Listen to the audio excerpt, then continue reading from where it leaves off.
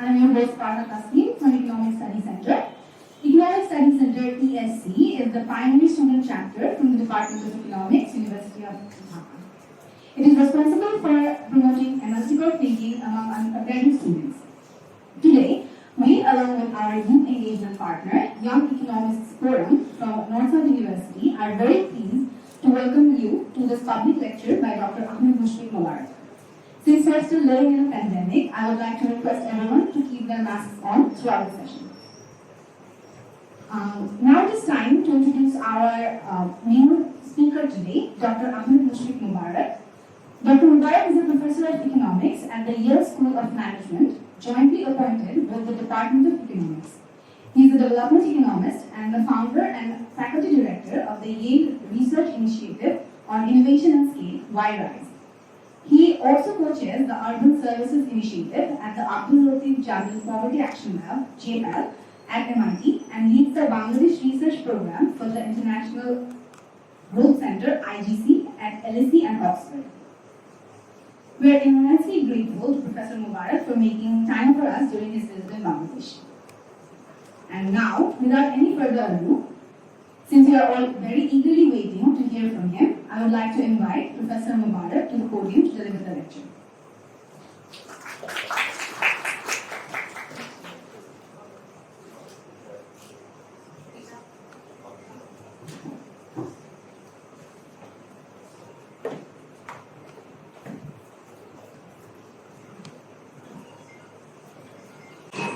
Thank you everyone for coming. I know that there's important competing events published playing ODI in South Africa right now. So I'm sure this was something to take you from, although based on what I saw on the scores, that might not be a good match to watch there. Okay, well thank you very much for coming. So there's really just one thing I want to do today. We'll do it in two parts, but there's just one goal I have, right? And which is that I'd really like to encourage, inspire more young Bangladeshis to apply for PhD programs in economics. So I wanted to give you a sense in the first half to tell you about the research agenda I've been pursuing for 15 years, so you get a sense of what economics research and the life of a researcher looks like. It is going to sound a little pathetic that I've been pursuing the same question for about 15 years. Right? But it's important for you to understand what it takes and what life of research is like. And the second thing is, hopefully there'll be sufficient time for us to have a discussion on how to apply for PhD programs and what it is that PhD programs look for.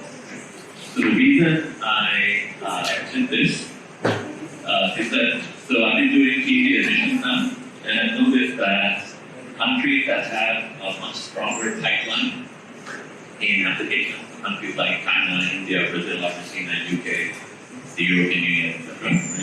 The applications just look very different and much more sophisticated. It seems like people understand exactly what programs are about and what you're supposed to do. Whereas countries outside of that group that I just mentioned, it just looks different and comes off as, even if students are talented, obviously there's talent everywhere, it just doesn't look the same. And it becomes very, very difficult for us to students. So I just want to start having that conversation here, and hopefully there are others who just joined who have their PhD in the US as well. Thank you, by the way, for coming. And we can all have a discussion on, everybody, and hopefully I'll just invite the professor touring the room, so we can have a discussion on what it is that, who are the types of people who should be thinking about getting a PhD, what it is that we need to do, how you need to prepare. Okay? So let me spend the first half, talking about this research agenda on seasonal poverty. Not that, I expect everybody to be interested in this one question, but I just want to give you a sense of, if you get interested in something, what your life might end up looking like for a 15, 20 years. Okay, so let's talk about seasonal poverty. It's also very relevant for Bangladesh, right? Along with many other developing countries.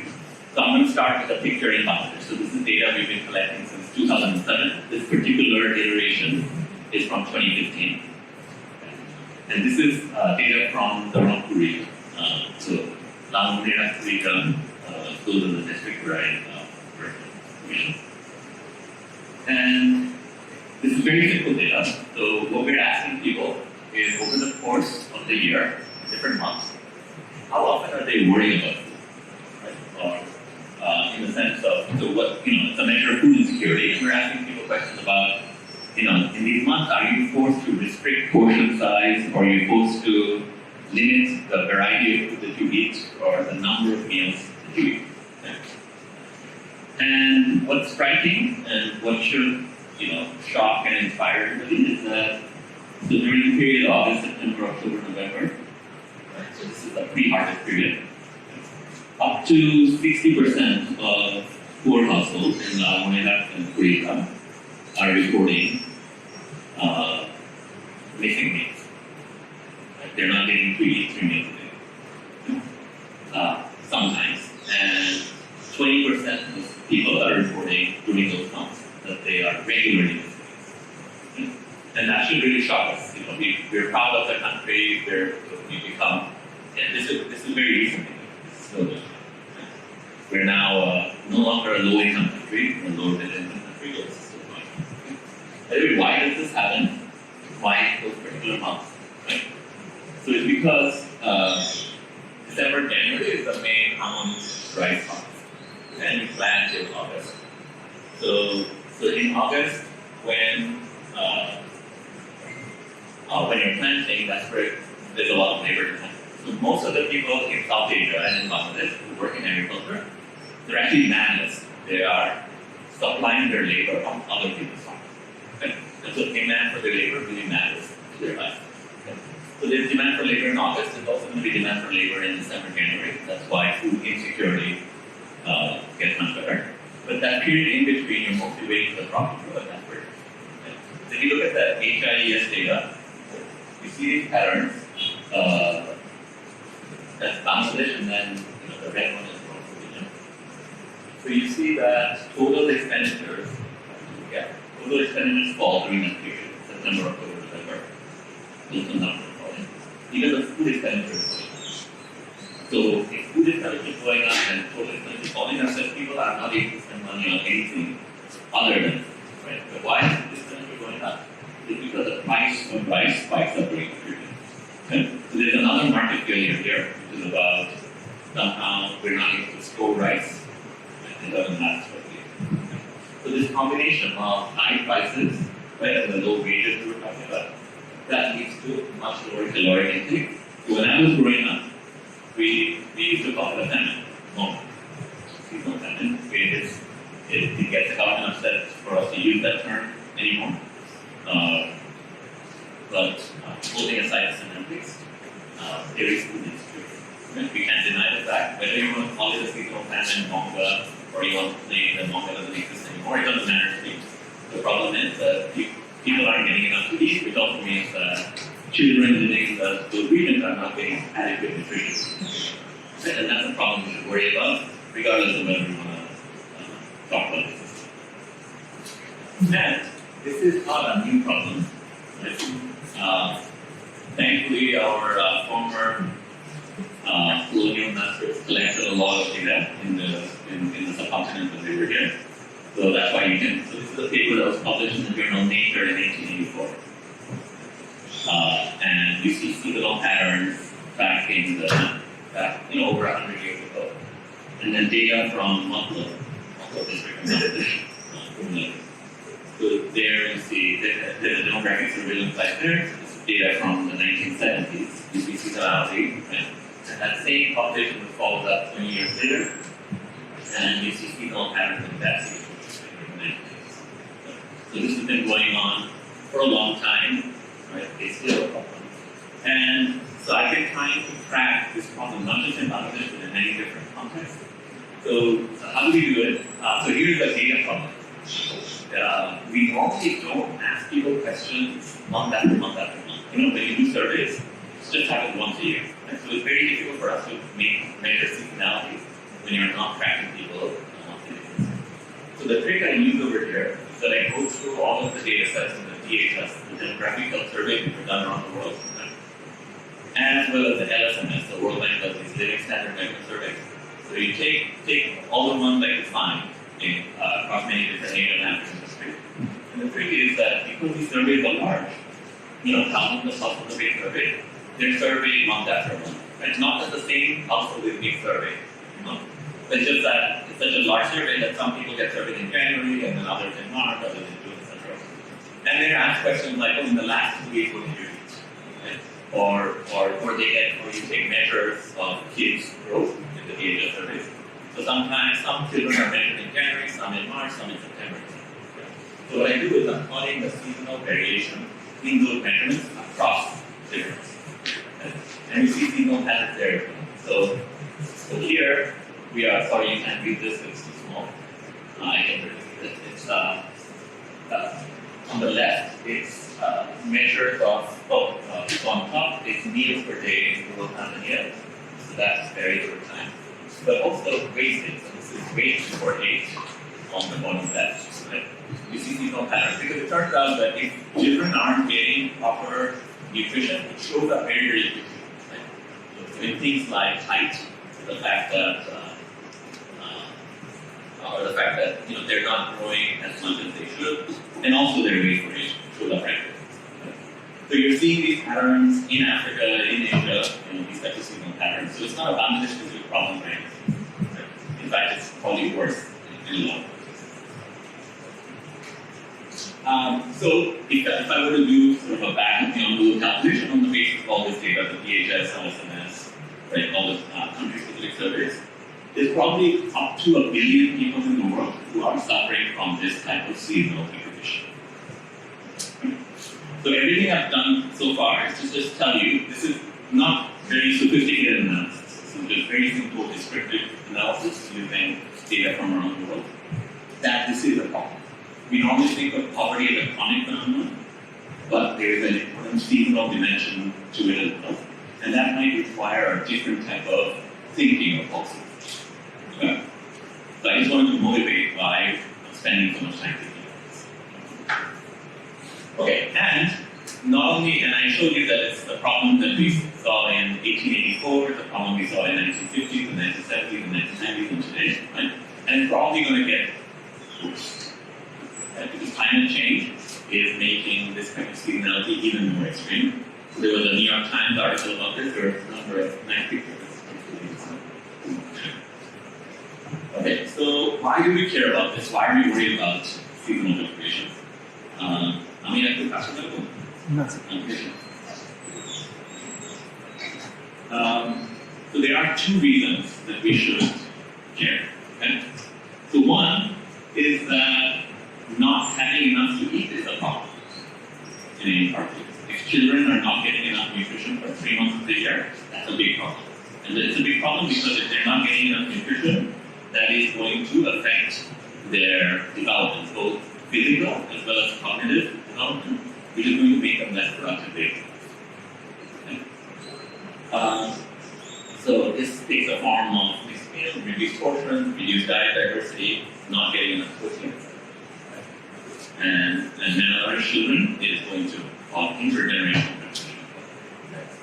And then there's the second reason it's very important, that's also clear in the data that I'll show you, is that beyond the immediate physical and cognitive effects, it's also the case that when people are hungry, they take some desperate measures, right, which is not good for that food. They keep them. Okay? So, for example, there's work in Zambia by a co-author that shows that when basically the problem is when people get hungry, they get desperate, and they do all sorts of things that are just not sensible for them. So, for example, in this case, instead of working on their own farm, they go work on other people's farms, just because they get some food from larger land all the time, and then their own farm will actually for that people. Okay? It leads to lower investments, right? Also, already trying to do high-income borrowing. So this is actually work in North Bengal as well by Trinity College. So this is a phenomenon that many people in this room will be familiar with, which is that landless agricultural workers, right? They have to go to the landowner, their employer, right, and say, look, I'm hungry, give me something to eat. And the person will say, okay, fine, you have something to eat, In exchange, you have to work for me for free, right?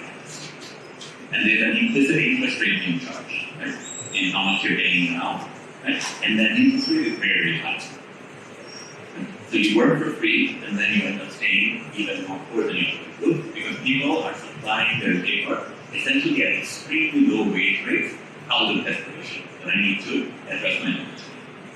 Okay? So you can imagine this is not the only thing people do, right?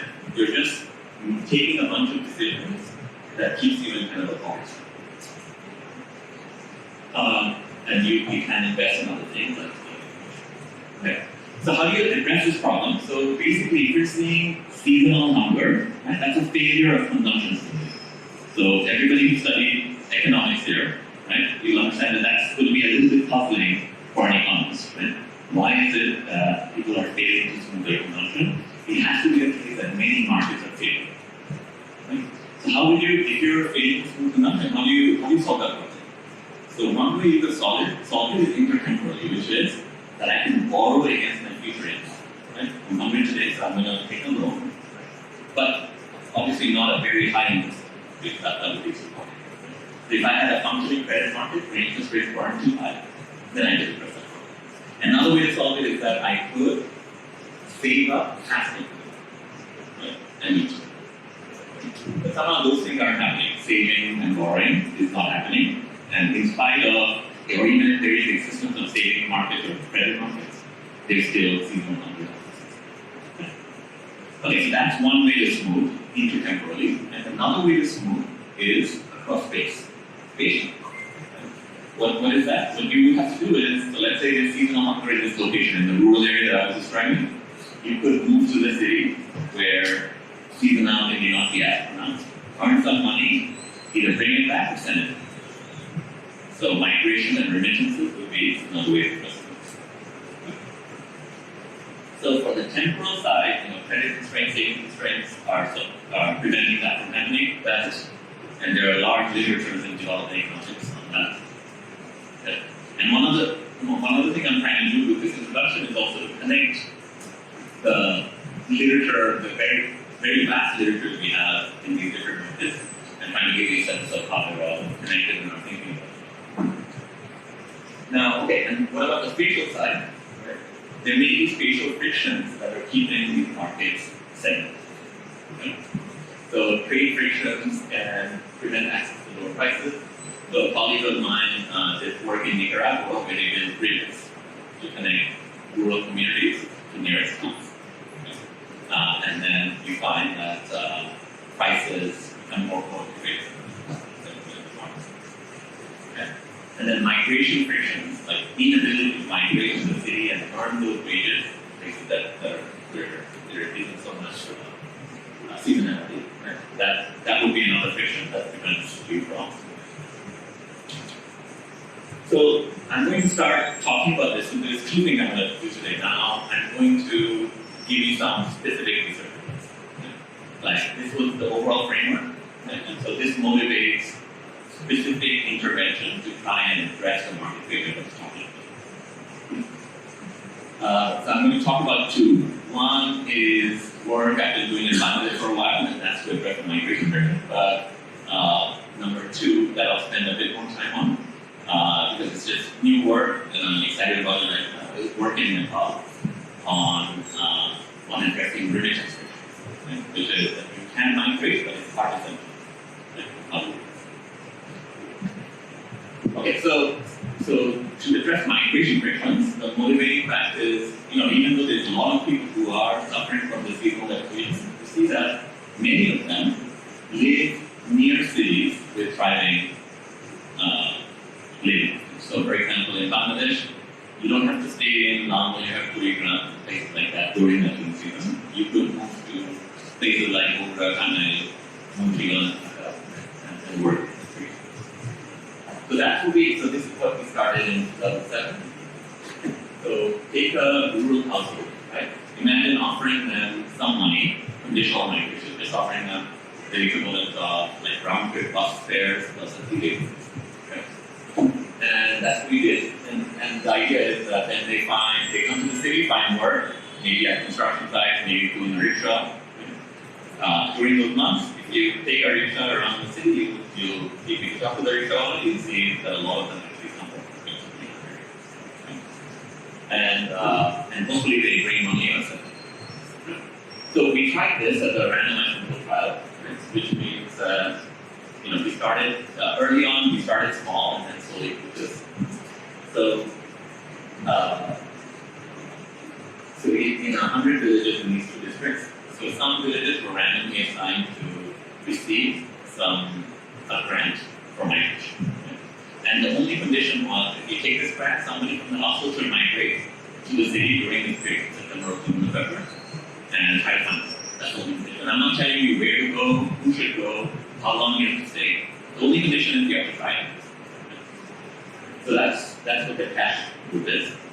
And then a second group, we offered the exact same intervention, except in the form of a loan. You can have a loan of this amount, 800 Dhaka. And the only condition is for taking a loan is that you need to migrate with it, and then if you're in the loan, you can pay back after the loan.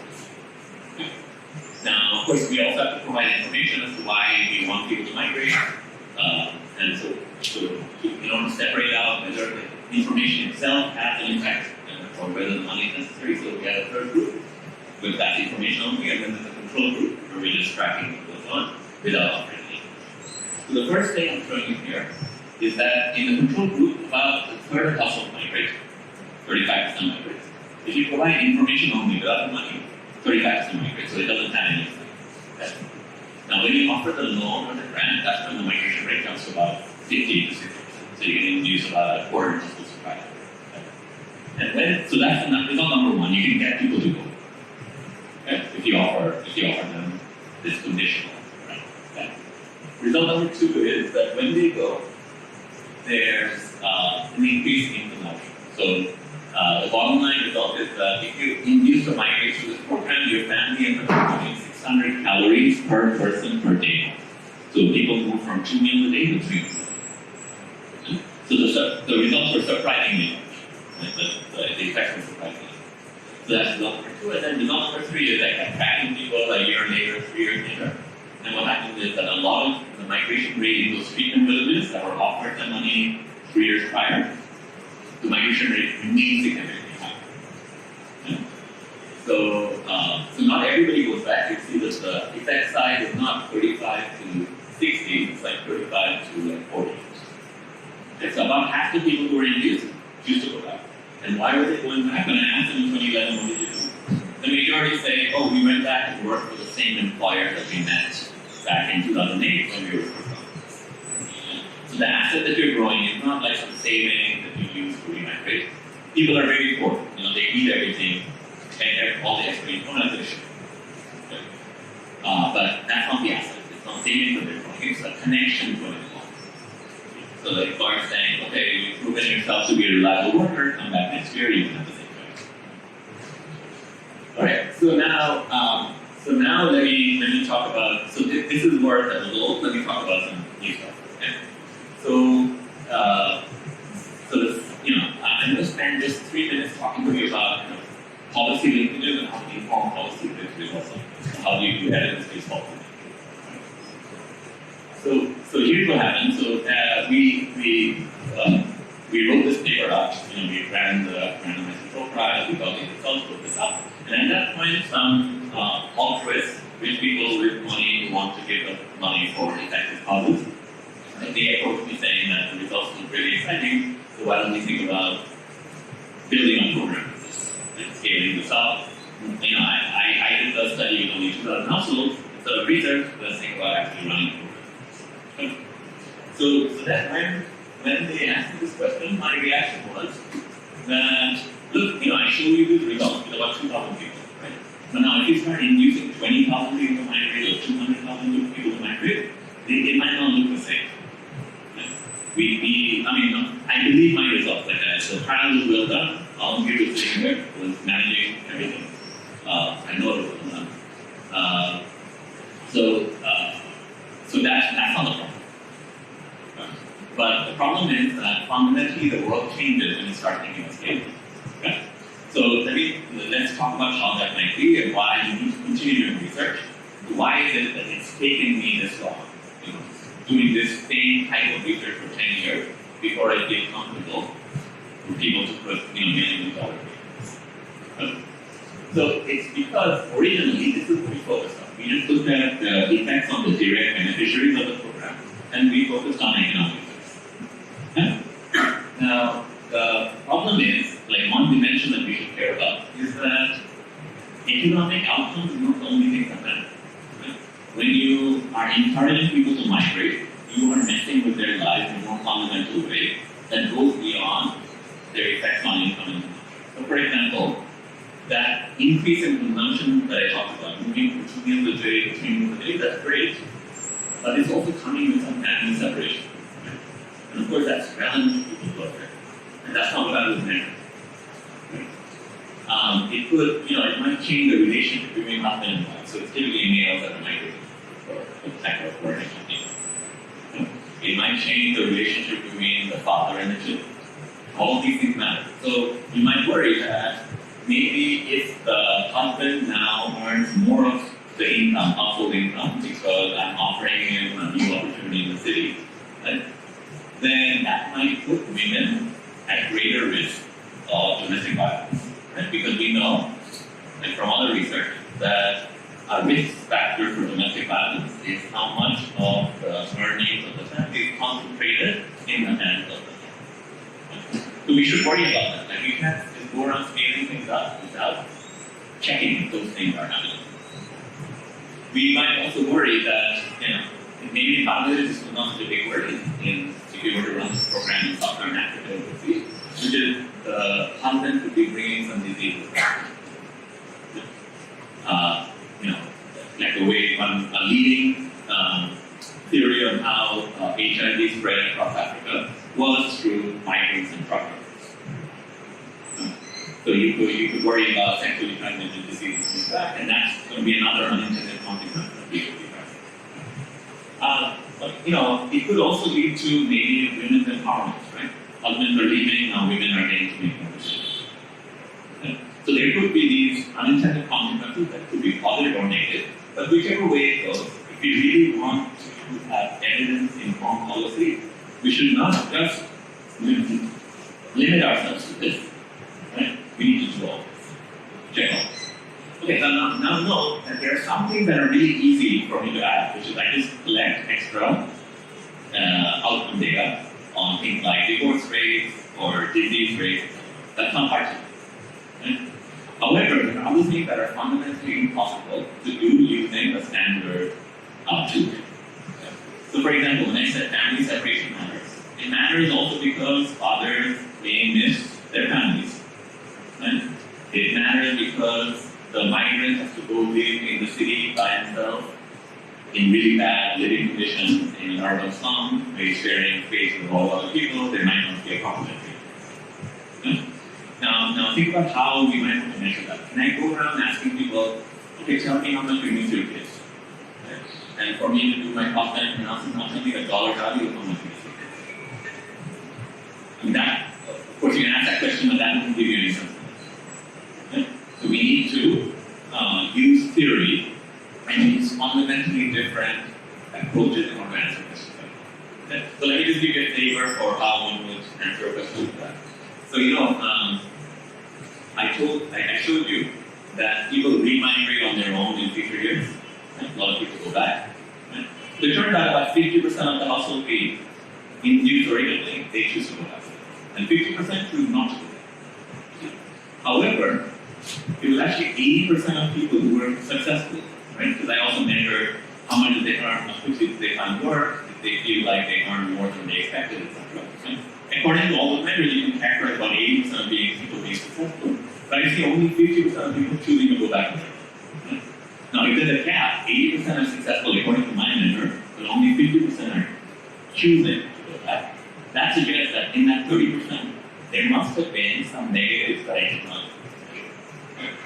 Because they look successful according to my measure, but they're saying themselves this is not for us. Right? So that moment in the data, or those two moments in the data, can be informative about the unobserved disutility associated with migration. So then we write down a macro model that's rich enough for us to be able to measure the unobserved attributes of migration, and then you need to discipline the model, and you can discipline the models at home. So the combination of experimental data with macro modeling can allow you to make it. Right? So essentially the point and why I took it's a little bit of a sidetrack here is to explain that look, although the discipline of economics has moved very, very empirical, right? Without thinking through theory properly, it's often difficult for us to make the right policy. And so all the classes we're taking both on the theory and empirical side, I think, are equal. Okay, so that's one set of unintended consequences. Another set is what we call general equivalent effects. So if I move from inducing 2,000 people to 20,000 people, 30,000 people, now these guys are going to get a much bigger share of the rural economy. Right? So you imagine that, so let's say there are skilled and unskilled workers, right? And there are complements and production. And then you induce people to migrate, and all the skilled workers move out first. Right? Then you might actually make the unskilled workers who remain back in the village worse off. Right? Take their complements. Right? That theory will easily give you a bit of it. Right? So we need to think about what are the spillover effects on non-beneficiaries in the rural. Okay? So we did that next. So basically, before I felt comfortable telling those philanthropists that yes, you should scale up this program, right? I said what we should do is scale up in stages, collect all this data, and make sure we check all these boxes. Right? So how do we check for rural spillovers? So let me give you a hint as to how one does that experimentally, because you actually need a different design. Right? So the new design, I reran the experiment, but with a new design, where I offered those same migration offers, but in some villages at low saturation, low intensity, only a few people, like 10% of eligible households receive the offers. In other villages, I made the offer simultaneous to up to 70% of the residents. Okay, so what happens is that now, in this village, you along with many people are migrating. In this village, only few people are, right? So then I have market level variation in the labor supply shock. And then what we find is, in these villages, the wages actually rise. And why? Because there's a bigger shock to the labor supply, right? Not as many people around. And so the people remaining behind also indirectly benefit from the program. Because the people who remain behind, the concern was that they might be worse off, turns out they're actually better. So the program, once you do this, you see that the program actually looks even better than you were doing. Okay, and then we want to, and then what happens is, okay, the wages rise and the employers have to pay, right? The landlords are having to pay for this. And then we start worrying, if you really want to think about scale up carefully, you then have to worry about the fact that these employers, they're also the politically powerful people. Right? So they might cause problems for your program. If you start inducing their workers to migrate, at some point they're going to get upset. Right? And so you also need to think about managing that. So what type of interventions can we do? Maybe some labor-saving technologies, right? Like automatic sprayers. Like the types of things that we need that's done in a labor-intensive way during the pre-harvesting period. You have to start thinking through that carefully as well, because ultimately the political economy constraints may prevent this program to work effectively as well. The reason research takes long is because the world is complicated, especially when you're messing with people's lives in ways like. Okay, so then when we moved to the scale of 200,000, we did with this program because we had moved good all the way through, so those donors kept pouring more money into it. Right? Then a new set of concerns come up as to what might happen. Okay, so that's the story about it. There's still an ongoing story. We're still collecting information, trying to pressure test to figure out where the program rates. Right? And this is why it takes long. Right? If you really want to be evidence-based, you cannot just declare victory after running one trial that looks promising. Right? You do need to check all these different boxes. And if you really want to be evidence-based and you really want to have any kind of view. It's too easy for us to I could have stopped right after this, right? But I wouldn't feel comfortable that the money, the millions of dollars that are being poured in are actually impacting people that long. The research just takes stamina. It takes perseverance, right? And you should get into it if you feel excited about identifying a problem, solving a problem, then you should really get into it. But bear in mind that you have to, devote, to do it well, you have to devote a lot of time over years. And when you're looking for good, PhD candidates, that's what we're looking for. People who really want to do research. That's what this is. Okay, so now let me tell you a surprising story. I'll end with this. How are we doing on time? Started at 4:30. Okay. Alright, so I'm actually on this trip. I'm going to be spending most of my time in rural Nepal. Right? So here's the next thing that happened. So once we saw these results in Bangladesh, and they kept looking promising, and we kept testing it from different angles. So I was like, okay, we can try to do this in other parts of the world where similar seasonal poverty exists. So there's two other countries where I ran trials that are similar to this. One is in Indonesia, eastern islands of Indonesia, which are the poor parts of the country, like bordering Timor-Leste. And then in Nepal, right? The Nepali Terai, which it's a similar agri-ecological zone as Norway. So I thought, okay, this was a sensible place to try it because it was also documented seasonal poverty. Okay, so here's a fact from the Bangladesh project that I'll just mention. This is a quote from my own paper, the Bangladesh paper, as to how things look completely different in today's environment. So what we observed in Bangladesh is, there's actually 1.8 migration episodes per family, even though we only take for one trip. Right? Most families are making at least a couple of trips. Okay? Why is that? What happens is that, there's a 2-3 month period, you should be aware, but people go for a few weeks, and they come back home, right? They see their family, eat home cooked food, but bring money back, and then they go again for a month. So that's how the seasonal migration works. In practice, it is like high frequency movement practice. Right? Okay, and that's going to be an important part. So here's what the model is going to look like. So there is just 3 stages, right? There's a lean period, this is the pre-harvest period. There's hunger at home, and then there's a destination that migrants can go to. And then when you come back to the harvest season, which looks like. And so the migrant comes back. And so there is some income at home you can earn, right? And you can make an investment in home, like say buy fertilizer, right? That'll pay off in this year. So you get some rice revenues from that investment fertilizer. And then you earn some income. So what was going on is in Bangladesh, people were migrating, they were bringing and carrying back money here and bringing it back. So we went to Nepal, and the idea was, this type of model is too successful in North Bengal, maybe it should work there. Right? So then, actually, because just before a year before the pandemic, so we kept searching in Nepal, like let's go and pilot in various districts, right? And we kept getting surprised, which is that migration was already extremely common.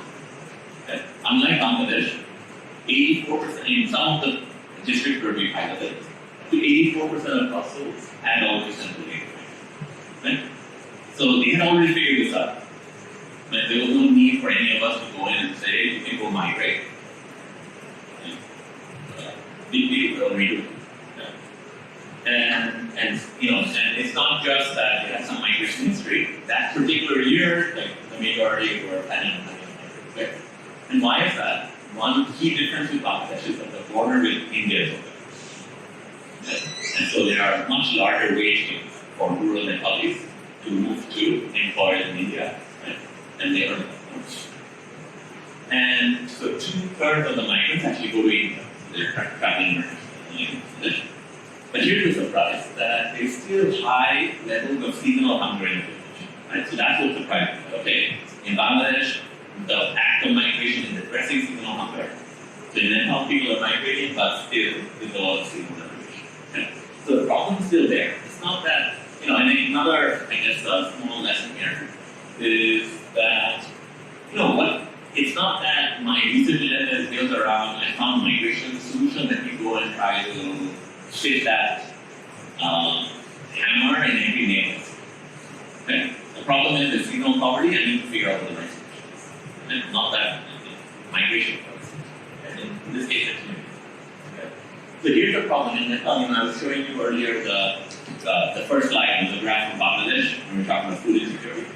Nepal, exact same thing as this. So during the lean period, there's high government increases in the percentage of households that are worried about running out of food or have reduced food supply. The exact same seasonality exists even though.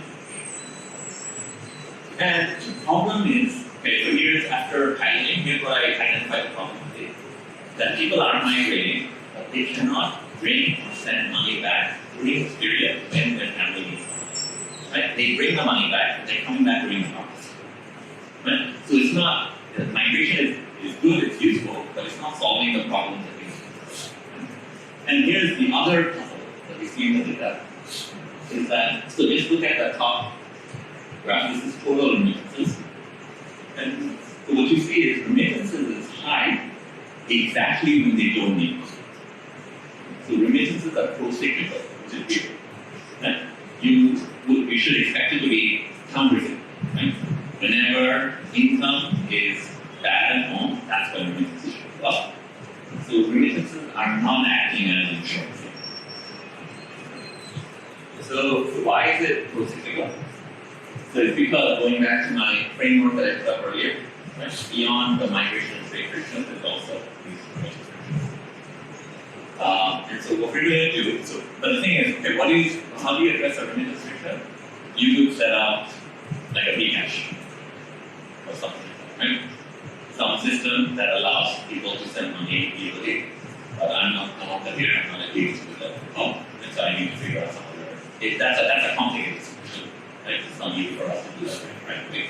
So I need to figure out some other way.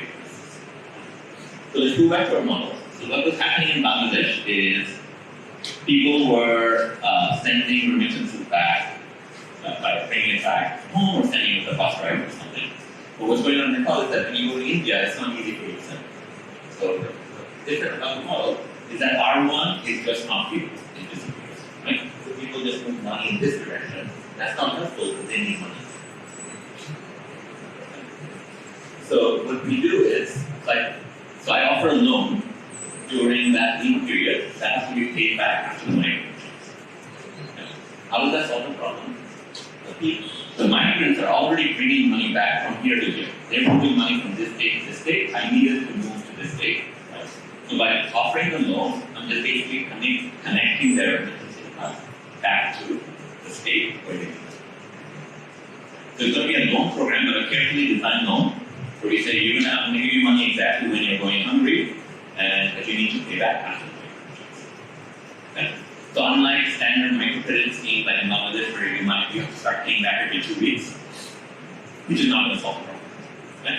You need to think carefully about when they can pay back and what the purpose of it. So we do this, and let me just skip over. There's basically the other research that I've done is about connecting these two. I was talking about my classes working in Zambia, that's about connecting those two, right? And what we're doing here is doing the same. Okay, so what is that? So what we tried out was this 10,000 Nepal rupee loan, which is equivalent to about $90 million. It's offered after planting, but it has to be repaid when the remittance is coming. Okay, so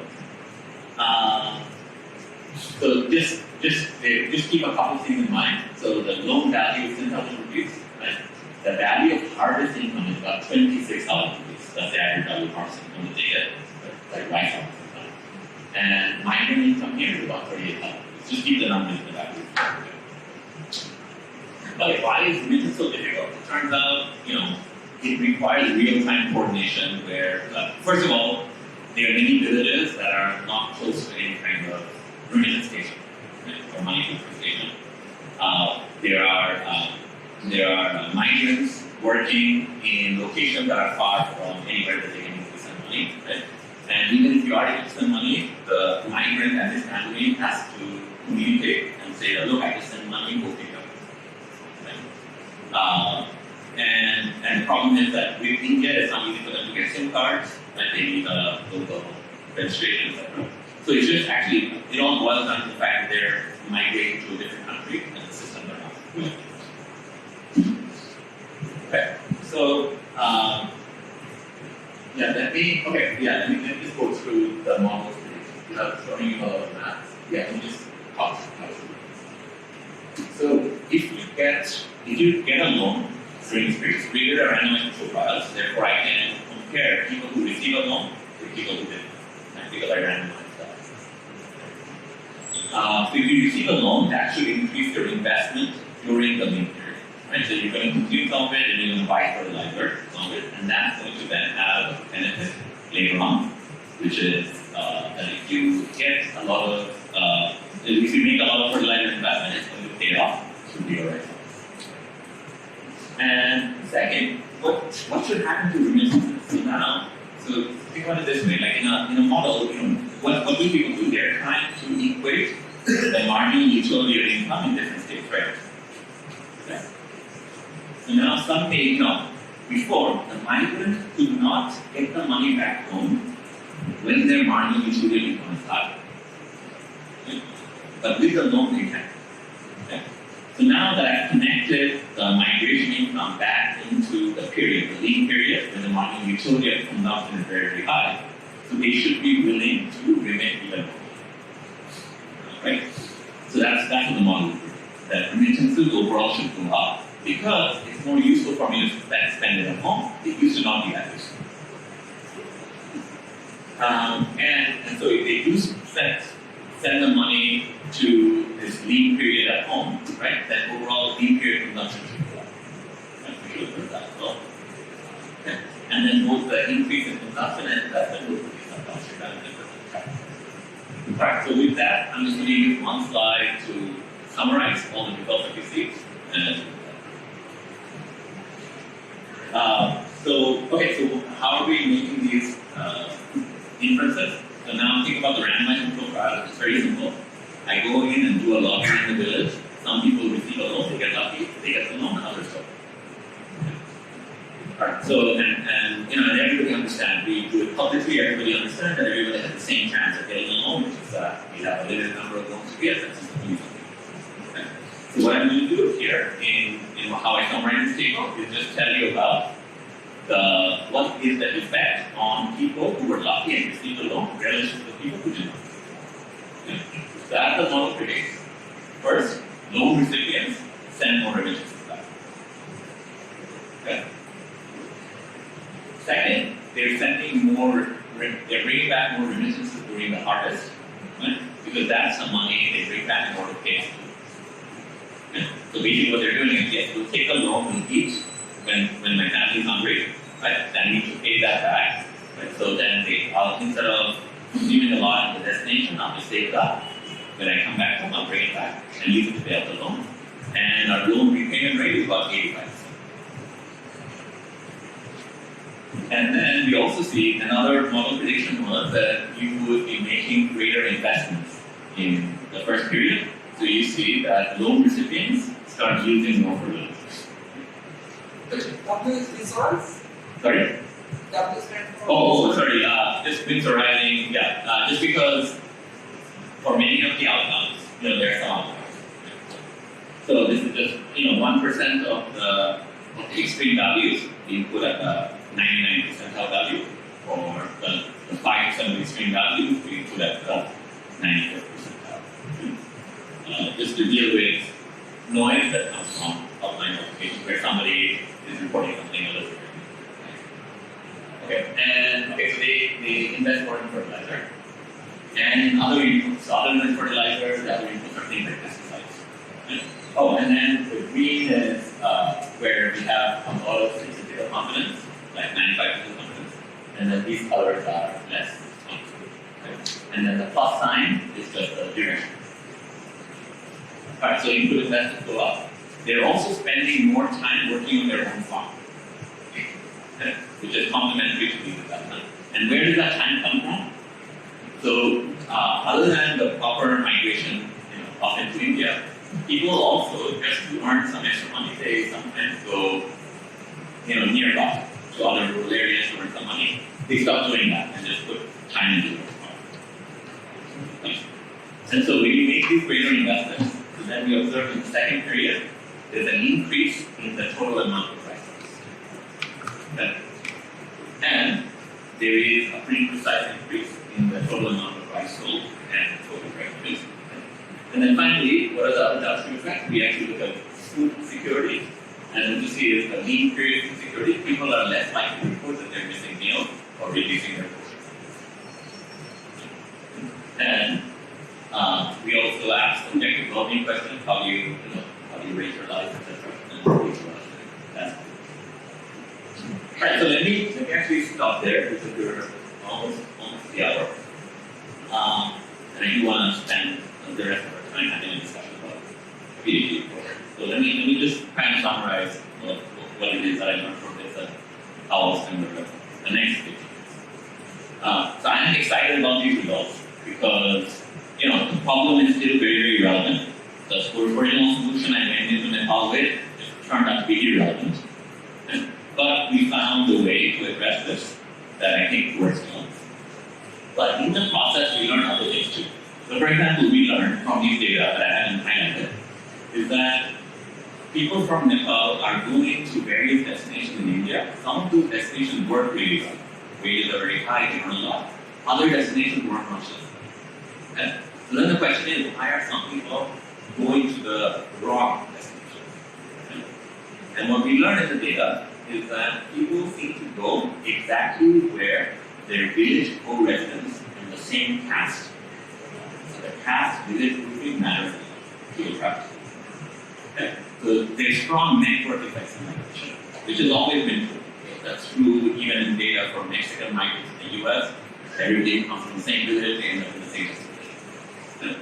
So given that insight, what we're doing, why I'm going there this week, right, is to try out some new intervention, which is to get some of those village caste groups that are going to the wrong destinations to see what we can offer them in support for them to switch to higher value destinations.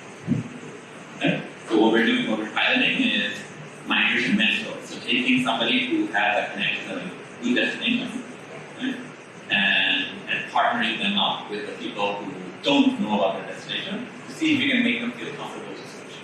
Because switching is risky. Like if you're always used to going to one place, you know the place, you know exactly who the employers are, which street corner you have to stand in order to find work, right? Where the housing is. And moving to a new place is not easy. Because I work on migration, every country I travel to, I always have conversations with the taxi drivers, the people on the street, right? And always the story, how do you end up here? My cousin is here, or I knew someone.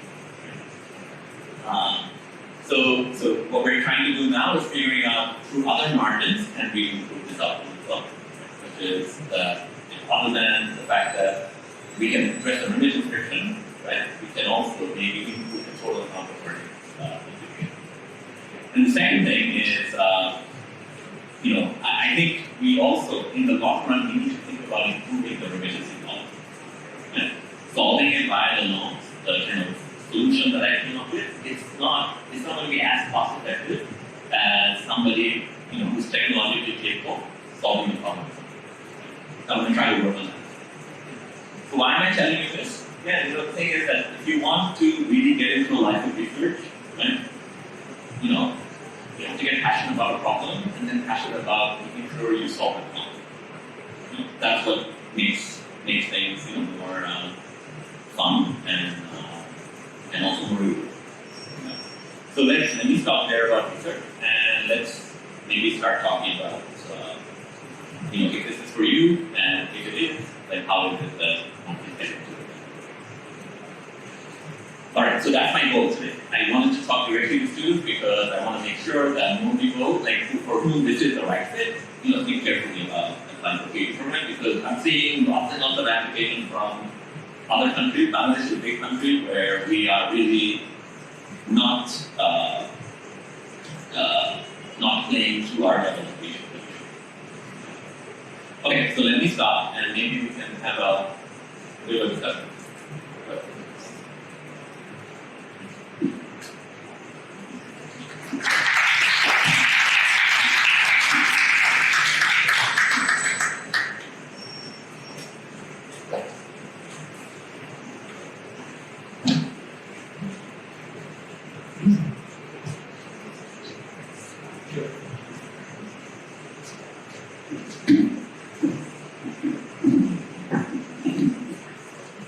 Thank you, sir, for such an insightful lecture. Does anyone have any question on this presentation? We will conduct a question-answer session then. Okay. Sami, right? Sami Mohammed? Sir, I had a question about whether you tried particular training programs for the people who are migrating to in order to further control the level of skill that unskilled labor that we're going into the cities for job opportunities, because a lot of unskilled people involved in agriculture might not be suited to industrial work or construction work, and their remittance levels might vary according to the skills that they have. That's an excellent question about whether, another dimension we might want to think about is we provide skills training. Okay?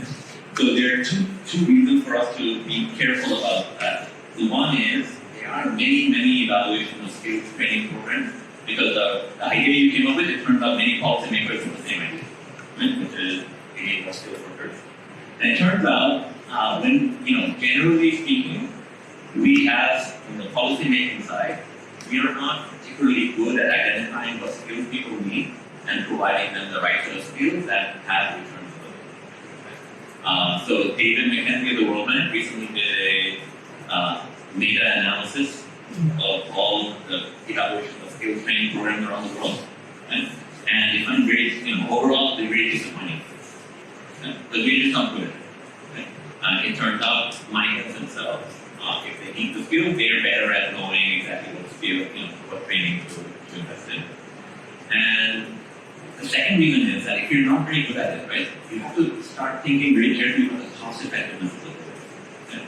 So the reason why we were able to generate a lot of funds for that particular program is that with the equivalent of 800 Dhaka, right, you're able to address seasonal hunger by quite a large extent, right? Now, skills training program running that is a lot more expensive than 800 Dhaka for business. Okay? And the type of money we're generating here is like, you're trying to compete against the most cost-effective programming on the world, like giving kids deworming pills and buying them from malaria and areas like that. And the migration program actually looks, because it's so cheap, it looks competitive relative to those, but skills training program really looks cheap. Thank you, sir. Let's move forward for the next question. Yes, sir. Sure. Thanks, Mr. I'm just wondering, for example, আমি X and T জানি যে আমি scaling up কাজ করব না। X and T আমি যদি করে আমি for sure যে এটা স্কেলিং আপ কাজ করব। I'm just wondering, তখন কি আমার running experiment doesn't make sense? Or নয় বলতে গেলে suppose you are the editor, আমি একটা পেপার পাঠালাম and you know for sure যে এটা স্কেলিং আপ কাজ করবে। Would you reject it? Yeah, definitely. The answer to the second question is definitely not. Because the point of research is not scaling up. Like 99% of the research we do is not on programs. Like think about the average paper that Fahad Khalil. Right? If we had to, if we had to evaluate the paper on the basis of, oh, is this going to benefit somebody's life or hunger in large scale? Right? That's not the point of it. That doesn't involve any cost. You're running an experiment. Like it involves huge cost. The opportunity cost of this brand is huge. Like he's the smartest person in the room. So of course it does. No, and so first of all, this statement that I know for sure that is not gonna scale up. I have no idea without evidence how one can know for sure that it's not. Okay. Second, I'll tell you about, let's say there is a program we evaluate and we see that it does not work at this pilot scale.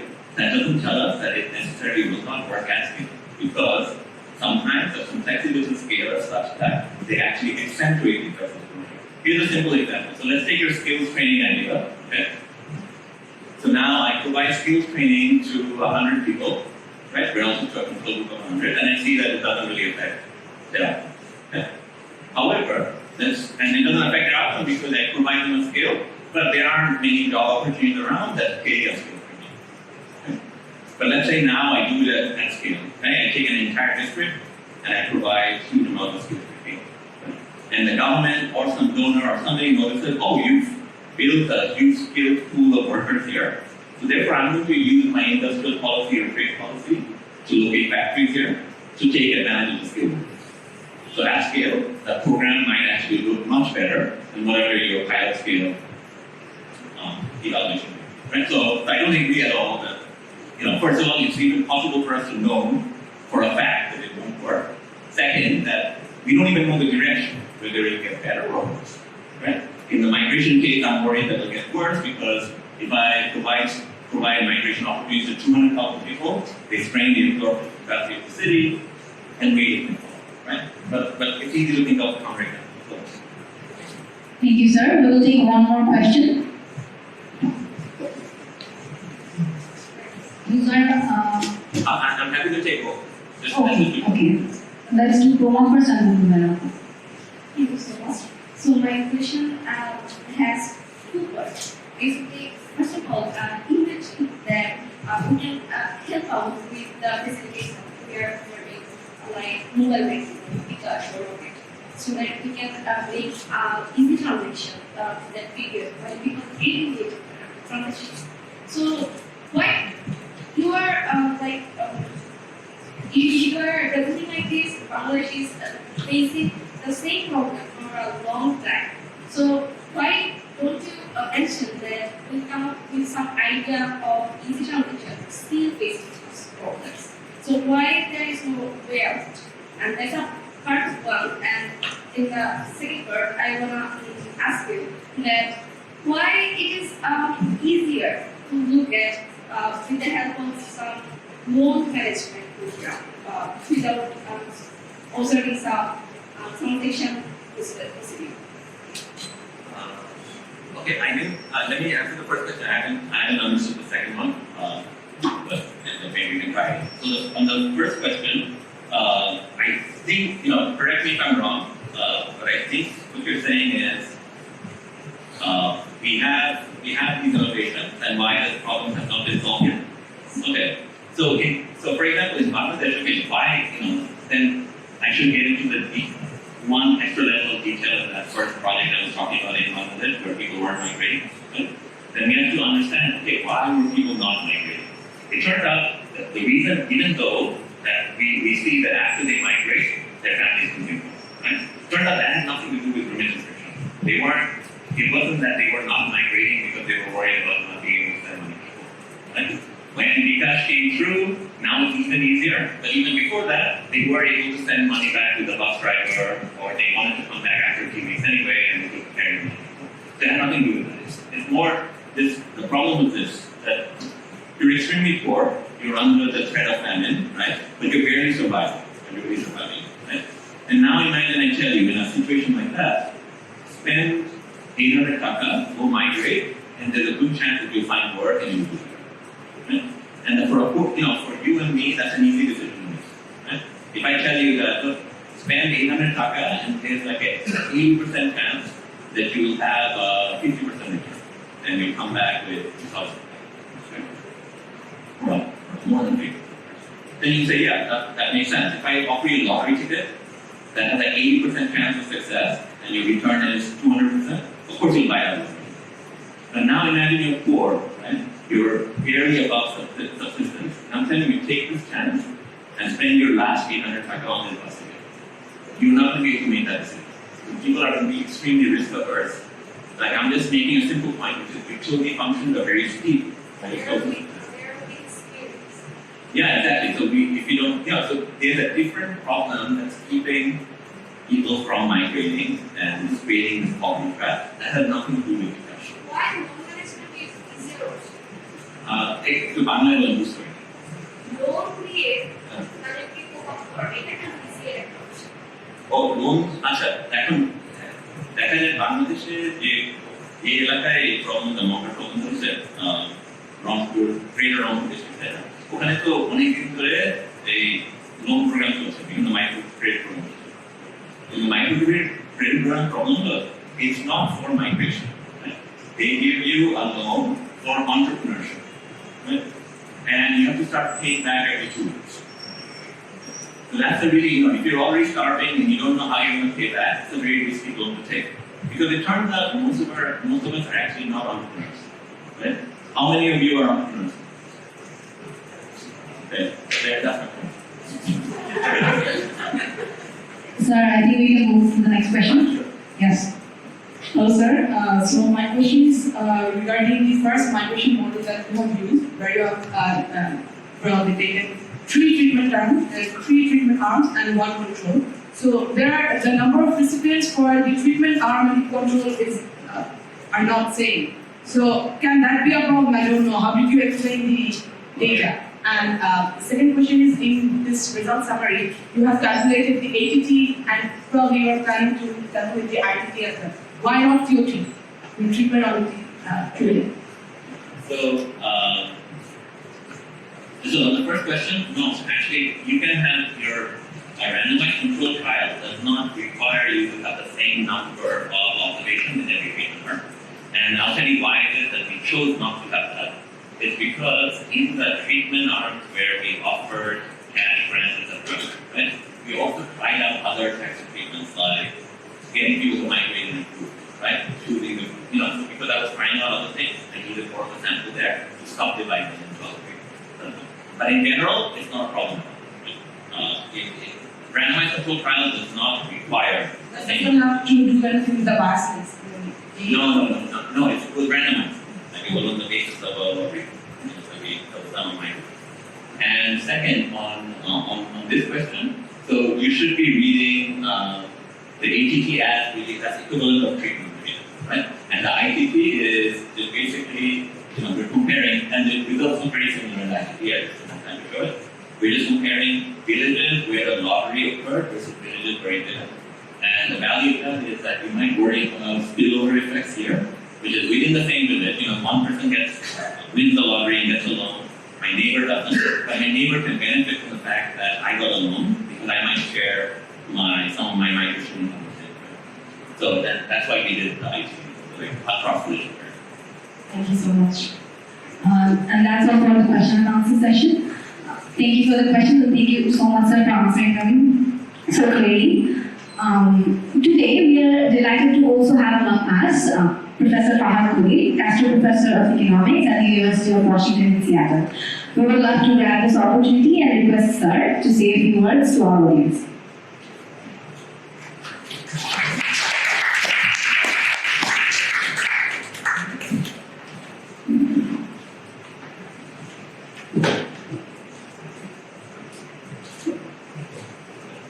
Thank you very much. Naveen? Farna? Naveen?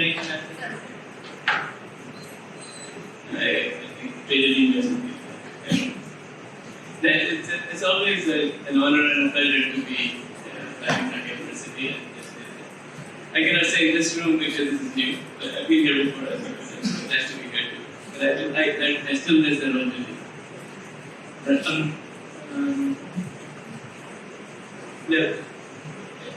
It's wonderful that Mushfiq is here and talking about this.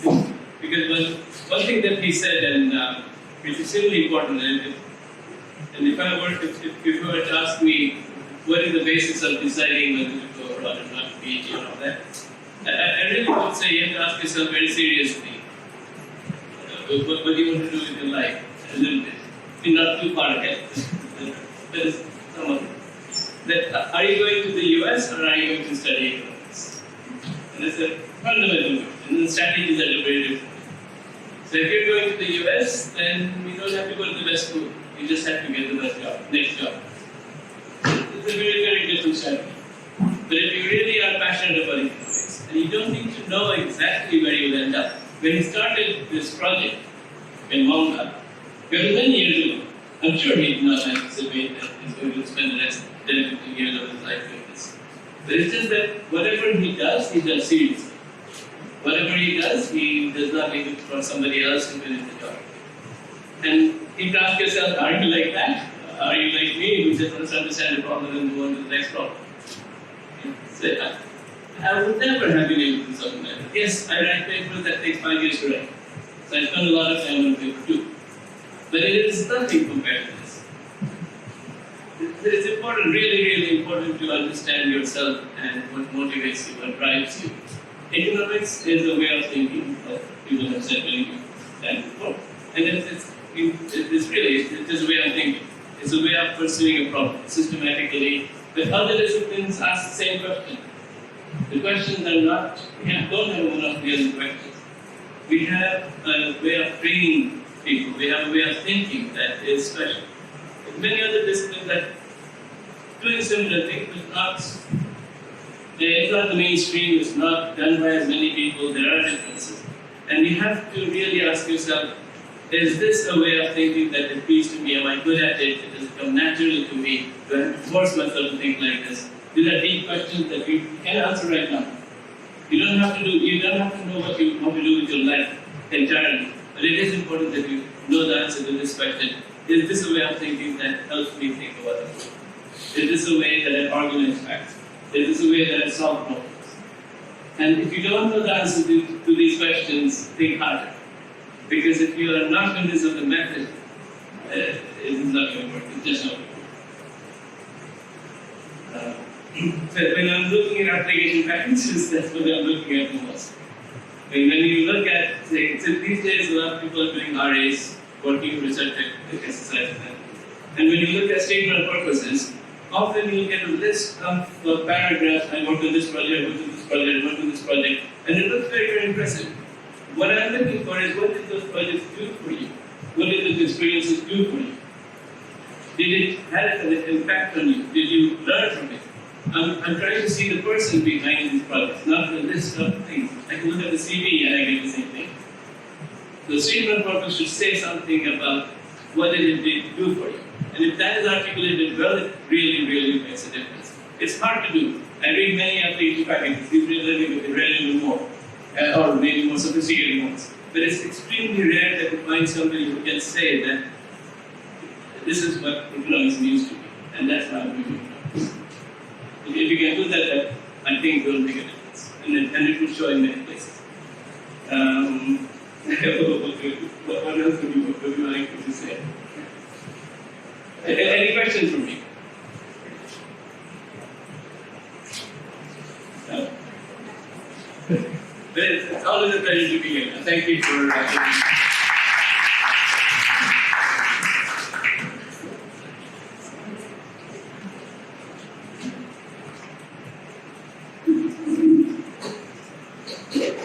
Thank you so much, sir. Now we'll be going back to Professor Mobarak for the second segment of his lecture on the pathways to Ph.D. in economics.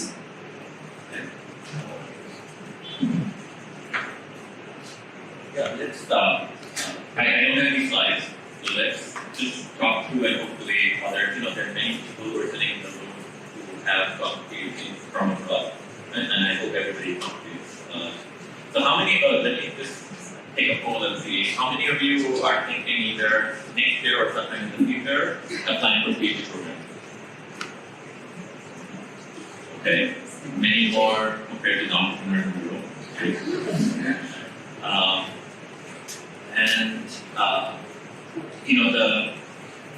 The question that Fahad posed to you about the reasons you want to go in for a PhD program. So he told you exactly what he's looking for. And I've also given you some clues and some hints as to the type of person who I think should be pursuing a PhD versus doing it.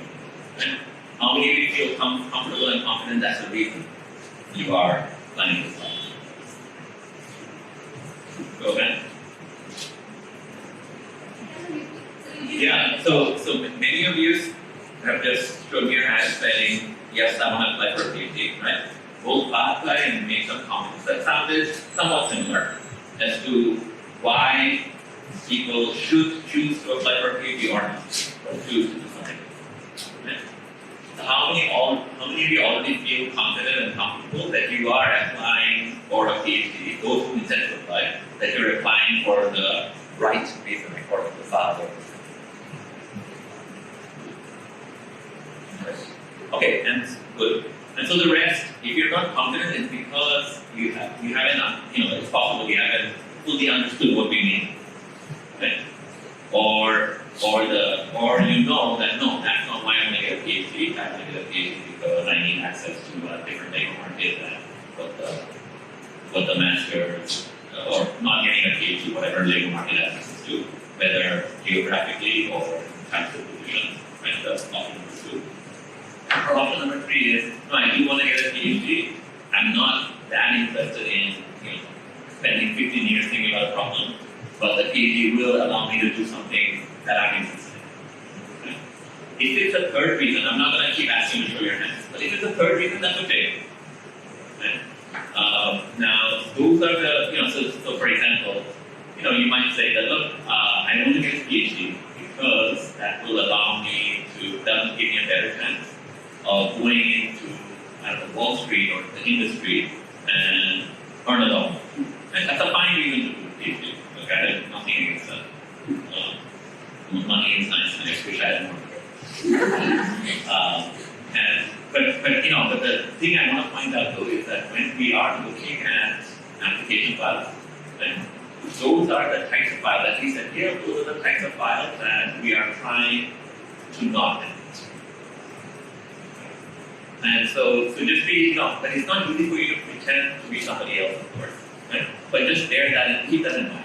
Right? The type of people that we're trying to admit are people who we think have the highest marginal value of going and getting this type of a research degree and spending 5-6 years, because of course a different pathway to say going into industry or Wall Street or earning a lot of money is like getting an MBA. And I teach MBAs, I'm in a business school, so nothing against MBAs. I'm just saying that we perceive there to be different pathways or different efficient pathways to each, right? And we're trying our best to solve it. And that's that relates to the Fahad's comment I recommend immediately when he said he's reading the statement of purpose and he's trying to get a sense of, is this person really passionate about the question or about a particular problem, right? As opposed to just, I've just got some experiences that should make me look good for a PhD. Okay, so keep, it's not, on purpose, I'm not giving you slides with a formula, because there isn't one. There really isn't. Yeah, this year I read hundreds of applications, and it's not easy for me to just, even on the basis of hundreds of applications where we admit some and rejected many, it's not possible for me to write down a formula as to what a successful application looks like. But I just wanted to make sure everybody starts thinking about the right things. All right, so even before getting to that level of sophistication, let me just tell you about where is it that I'm seeing applications, especially from countries outside of the few I mentioned earlier. Right? So the few where the applications look quite sophisticated, not for everybody, but like large numbers of applications look sophisticated, are of course like US, Canada, UK, a lot from Western Europe, okay? And then Brazil, Argentina, and then some from India and China. Okay? Where they look like, they actually know what they're doing, like they're fully informed about what this is about, what the whole application should look like, what is it that's important. Whereas outside of those countries, a lot of the applications I see are like, after looking at the file for 2 minutes, like, this is completely irrelevant. Right? We can just say that no, this is just not a thing. And we don't have to read through it here. Right? Now, within the set of the first set of applications, let's call it sophisticated applications or informed applications, right? Even within that set, we're having to reject the majority, right? But that also means that if you're not getting everything right, you're not even getting more than a 2-minute look. Right? So I just want to first make sure that everybody's on the same page or understanding, what this is, right? So what a PhD, when you apply for a PhD, so it might be that everybody in the room is already fully well versed and you wouldn't make these mistakes. Okay? but I'm just being extra careful in like spelling and so on. So, when you apply for a PhD program, it is really a research degree, and we are looking for a person who's really interested in conducting that research, and then spending the rest of their life doing that type of. We're actually not looking for somebody who is coming in, getting a degree and then trying to apply it to some other field. Right? And there are many, of course, a lot of Yale students end up working in other sectors. When you go into government, when you go into industry, that's all fine. But it's just that when you're looking at the application, that's not what you're shooting for. Of course, it happens, but that's not the goal. So what that means, what's the standard things in the application? So when you're writing a statement of purpose, like Fahad was saying, the statement of purpose should be about your research interests, right? It's not about your career interests. Those are two different things. Not that I want to work here after the PhD. It's like, oh, I'm passionate about these types of issues. That is what I'm studying. A second thing that that basically distinguishes a relevant versus an irrelevant application is the type of courses you take. So if you have so generally speaking, if you have a master's from Dhaka University or Northwest University, right? I'm just picking on those schools just because that's what the organizers and many students are from there. Generally you'll be fine, but of course, if your coursework, let's say you can get an economics degree with a lot of, say, accounting management courses, right? That's going to look irrelevant, right? If you have a lot of economics, but even more so math courses, that's going to look relevant.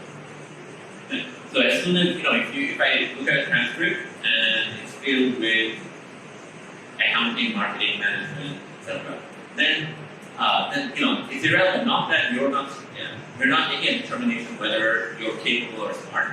It's just that you should be applying to a different PhD program or an MPhD. Okay, it just doesn't seem right. Okay. What else do we look at just off the bat? Of course, GRE matters a lot. I don't know if any university said you can submit either GRE or GMAT, never submit a paper. Right? I mean, as long as if you're interested in people. Right? And within the GRE, of course, the quantitative score matters. Right? So there is going to be a set of criteria, I'll call it quantitative criteria, which is about the quantitative score, but also the level of math that you've taken and the total grade. Okay. And so let me just lay out what the minimum level of math is that people want to see. And in some ways, I think we overemphasize math skills, but it's just become like one of these check boxes that we have to have. And the level of math that we'd like to see is that you have taken calculus, multivariable calculus, linear algebra, probability and statistics that's based on calculus. And then anything beyond that, like real analysis. So if you have time, rather than getting or only getting a master's in economics, I would say, try and spend some time taking the general math. It's not necessarily going to be superbly important for the rest of your life, so you don't have to love it. Right? But it's extremely important just for signaling that this is the right thing. Right? It might be an expensive signal, but it's a necessary. And if you don't have that, immediately the application looks not so relevant, and so you miss it.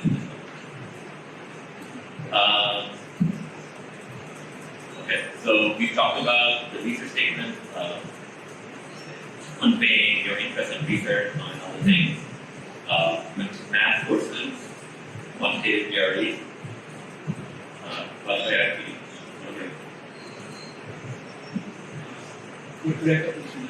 Oh yes, let's talk about recognition letters, and I'm actually glad that many faculty members are in the room,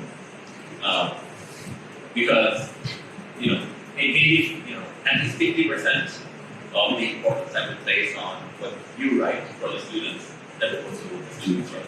Okay?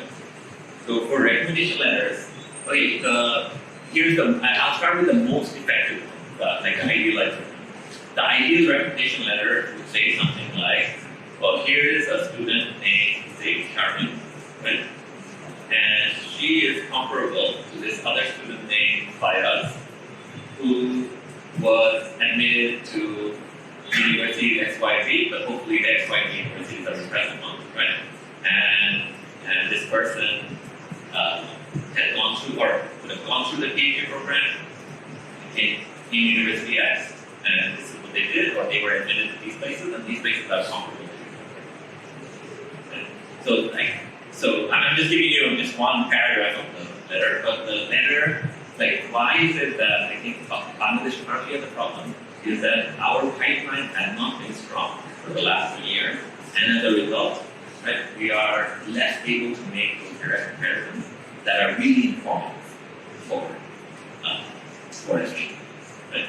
And so there is a little bit of hysteresis here. Why is it that a few countries now have monopoly over so many PhD seats? It's because they already had those PhD seats, and therefore they can just keep saying, look. So for example, now I know way too much about the Brazilian national entrance exam for master's economics programs called HANCA. Right? Because now we know that people who score number 1, 2, 3, 4, 5 right, in AMTEC, they go to Harvard, MIT. Yale gets people between 5 and 10. And then it goes on. Right? Like everybody knows that this is, you look at a Brazilian student who scored a particular grade or particular rank in a particular exam, you already seem to know everything you need to know about this. Okay? So then there's no answer. Okay? But like something else I've noticed, which is what I'm trying to push back on in our community, is that look, we take all these students, it turns out some of them do well, but they just are coming in for the wrong reasons. It's actually exactly what Fahad was saying, because you're just coming in because you're trying to access the US labor market and also be fashionable. So we've trained some of the students have gone away. So this year I was trying to get some reallocation of those thoughts. So anyway, so that's the extreme case where you have a pipeline and these comparisons, they matter a lot. So now for the professors in the room, we have to be creative, right? And one way to be creative is that, okay, fine, maybe we don't have another student from Dhaka University who we can compare it to, but maybe from our own graduate school, we remember people who are in our class and we can start making those comparisons. But be very specific in the language that admissions committees in the US will understand. Also can say, during my time at the University of Chicago, here are the people that I knew who've done X, Y, or Z in the profession, and I can see the same kind of clear-headed thinking and interest in economics in these students. But I'm not saying make things up, but that kind of happening. People remember writers and what they wrote the last time. Yeah, exactly. Yeah, so yes, it's a challenge of making things up. One reason why and not only that, actually, I'll go further and say people now are keeping records. And within departments, the readers are quite specialized, maybe. But exactly. So there is institutional. And now we're even specializing by letter writers. So there's somebody, one of my colleagues, who's become a specialist at reading Rajari letters. So he writes so many, and it's hard to distinguish what he's trying to say. So people have picked up on this stuff. So basically, you definitely want to, I'm sure everybody understands this, you do want to retain your reputation to be helpful to students in future years, right? But providing very specific signals is going to be extremely important. And for students, if that's the kind of letter you want, right, then so think about how you would impress your faculty members with those particular skills that I'm talking about, which is interest in research. Right? Very specific interest in research, as well as showing evidence of creativity, right? Or new types of problem solving. So here's, okay, so now going to the, once, let's say all of these boxes are checked, so we talk about the basic things, the recognition letter, GRE, quantitative, etc., right? So what distinguishes really great applicants? As I said, many people who check all the boxes, in fact, most people who check all the boxes are still rejected. And here, of course, there might be differences across, I don't want to apply the Yale standard across all universities. Obviously, it's not the same, exact same standards. But, okay, so now, but it is still the case that many applicants who might be perfect on paper with all the boxes checked are still being rejected. So what is it, what's the extra thing we're looking for? Is really evidence of, like, oh, is this person really creative, they understand research in a complete research paper and products. Okay? So if I actually pay a lot of attention, you're allowed to put in, say, a research sample. What you do, this is not hard to do. Like, read a lot of research papers or working papers, see what they look like. Right? At a very minimum, your paper should look like a paper. The paper that you submit. If you submit a paper that looks like a consulting report, right, then that's irrelevant. It's not going to make the right impression. And you see a lot of that. People send in, oh, this is a nice writing sample I have. But if it's a writing sample that's clearly, for even if it's for the World Bank or for a consulting gig, that's not going to send the right. We want to see, okay, this is a person who thinks like a researcher, like an economist, and this is the exact type of output they want to produce because that's our currency. That's all we have. We have papers. Right? And we get judged on papers. Right? And so that also means, so basically get a sense of what an economic paper is and practice writing economic papers. And also means that try and get actual research experience on academic research. That's what it is.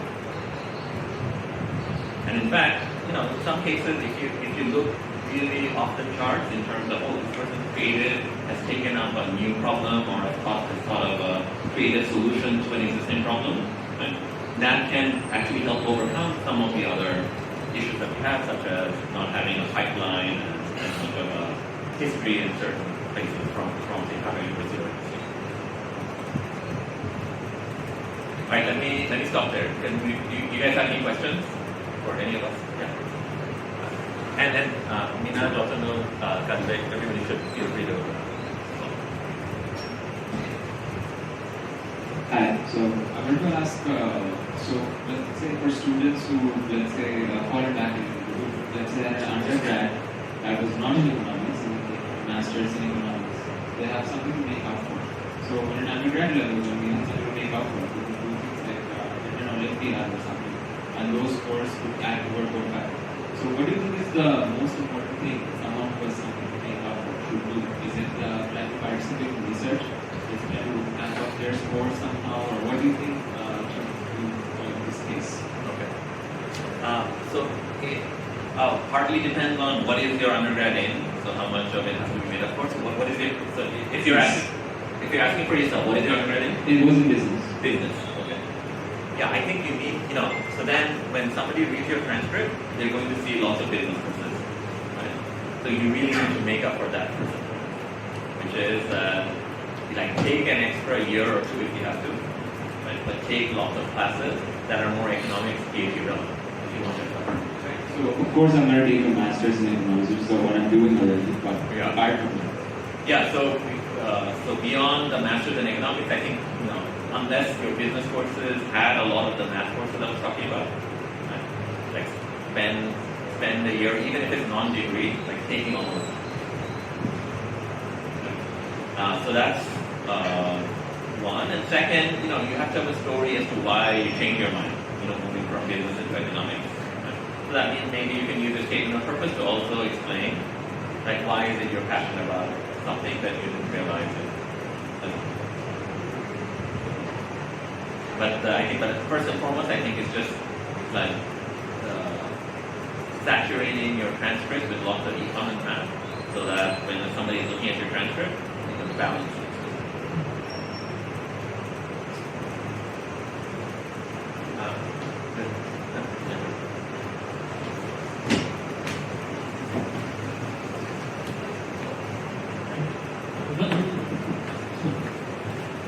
Thanks, Mr. I just want to make a comment repeating what Padmayan Mushfiq is saying. Also, and then ask a question from Mushfiq. So, I think the important is to express in your state. Maybe you, NSC students might not know you, you want to... Okay, so I work with Bangladesh Institute of Development Studies, but at the moment I am professional of my senior economics. So I did not sort applications, but I like to consider. So the important thing is the statement of purpose that you guys have said to demonstrate your right kind of motivation.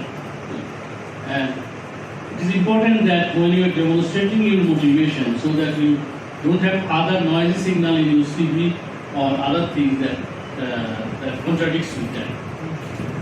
Sometimes for the researcher experience, they can think although they have a predatory journal publications or things. So although you have been doing something else, but you are trying to demonstrate that you are interested in academic research or you want to be an academic economist in the future. Right? সেটা আমার মনে হয় সেটা একটা বিষয়টা এগুলো বলেছে খুব চমৎকার এগুলো তো So my question is to Mushfiq and Fahad also and this is in Dhaka University also, and here Dhaka University. So what the department, undergraduate department faculties, and how they can prepare these students so that they can, at the end of their program, they are prepared for these applications so that they can demonstrate their motivations and prepare other preparations that are needed in the application. What to do? I think there is a big role to play. কিন্তু আমাদের অনেকেই field development economic apply micro তো recently kind of predoc culture has evolved a lot এবং আমার ধারণা সেটা যে motivation বলছি সেটাকে হেল্প করে তো that compliment can you comment about the pre-doc culture, how people can take advantage? Yeah, no, I'm glad you brought it up because I think those two questions are very linked, but people probably don't know what pre-doc culture means, so let me try and explain the term first. So essentially what Fahad was referring to is the fact that over the last 5 to 10 years, right, it has become extremely common for economics department faculty to hire lots of research assistants and actually full-time research assistants. It used to be that we would, 10 years ago, that we would hire maybe a PhD student to work for 10 hours a week or something. But now you have like a full-time employee, right, who's working on research with you for about 2 years. And so that's also meant that universities now have programs, it's called a pre-doctoral program. That's why we use the phrase pre-doc. And there are many students who are coming in and spending 2 years. Even if, say, you get a Yale undergrad or a Harvard undergrad, you spend 2 years working with a professor and then you publish. And in those 2 years, you know, the sophistication I was talking about, it automatically comes because you're living the life of research and you see exactly what faculty researcher life looks like and you try to do it. And so more and more, and so now what's happened is, it used to be, oh, if you do a pre-doc, that was a competitive advantage, right? But now everybody does it. So not doing it is a competitive disadvantage. but doing it doesn't actually guarantee anything. Okay, so I think the reason why those two questions are linked is that, okay, what is it that faculty can do here? Right? I think that if we could make those connections such that, and this could be a win-win, where faculty are hiring students, right? The students are getting experience working with a faculty member. And on the other hand, you know, and that might be useful for the faculty because, you know, skilled labor in your laboratory is always useful. So that could be a good program for us to think about starting. But really what you need, you know, for that to become a good sustained program is that, of course, students need to have some skills. Right? Otherwise, it might end up being a net negative, not a positive, because it's not easy to supervise people who don't have the right skills. Right? Especially if those people are now wanting that job because they want to go into a PhD because of a wrong. Right? So, okay, so how do you build that? So it means that I think we would need to make some investment where initially there is some training for students in some relevant skills, be it data or R or something, such that when the student starts working with you, immediately, just from like programming or data cleaning, whatever, that they're already used to, right? And so that's what gets the program started. And then if they're working with you for 2 years, right? And especially if you have co-authors who are located elsewhere, right? And they're targeting international journals, right? And then those co-authors can also then start interacting with the students. Okay? And that maybe it creates a recommendation letter for them from somebody who's based in the US or based in Japan or based in Sweden. And that would be helpful, right? But I think that to get it started, maybe if there's a way, let's say, imagine somebody offers a course, like a 6-month training course on stage. Right? And then students who graduate from the course have a leg up in getting jobs. Maybe that would be the way to jumpstart this. And then once that culture starts, then what happens is that automatically, look, a 4th-year student who knows data is going to be helpful to a 3rd-year student, and then it becomes easier for people to pick up the right skills. And I think that's how it happens in other countries and within the US. That would be a really great, because it's just like success builds on the earlier round of success. So just we need something to jumpstart it. It can't start in a vacuum. Okay, I hope that gives you some fodder to think about. Let's see if we can start something. And let's actually discuss this offline as well. Maybe we can provide some support for them to provide something.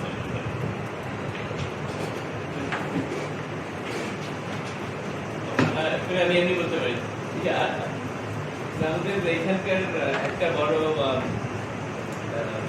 Challenge class size অনেক বড় 150 জন ক্লাসে তার মধ্যে 10 জন PhD করবে হয়তো graduate school যাবে 15 জন ক্লাসগুলো এভাবে পড়ানো যাবে you cannot teach it, you cannot set the questions to screen যদি এরকম সাব গ্রুপ করা যায় যে যারা পিএইচডি প্রোগ্রাম যারা গ্র্যাজুয়েট স্কুলে ইন্টারেস্টেড যারা economics interested build up analytical strength এটা কিন্তু নিজে থেকে করতে হবে ক্লাস থেকে হবে impossible. If you just rely on the exams and curriculum to build up an analytical strength, it just won't happen. Somehow self-supporting groups, that is critical.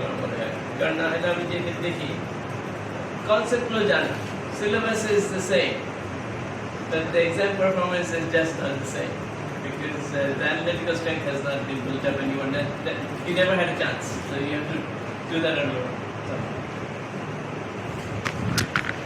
And that reminds me